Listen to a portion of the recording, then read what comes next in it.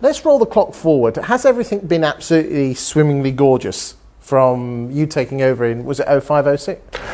07 we took it wholly owned. Okay. I mean, what was the low point? Well, has it been swimmingly brilliant all the way through? No. It's a business. No, it hasn't. When you've got obviously staff working with you, there's always going to be ups and downs. And if it was swimmingly easy, everybody would be running their own business or a letting agent or whatever.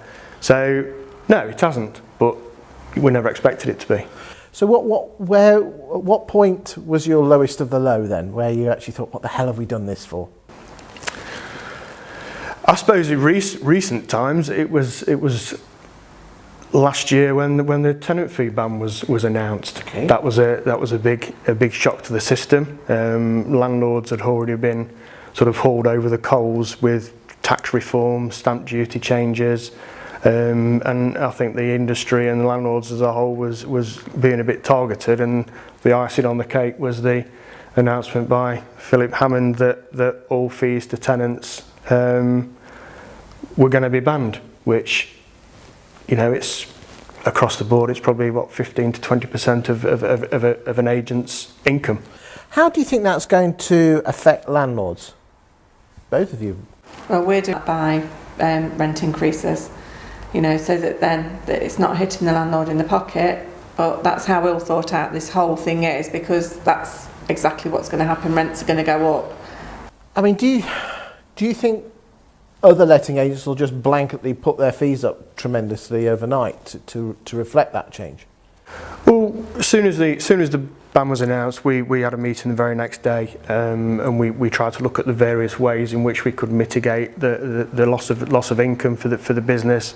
There's three ways. There's you cut your own costs, you get more business through the door, or you pass the fees on to somebody else, and everything that you can possibly do will fall into one of those three categories. So we looked at all the things we could do.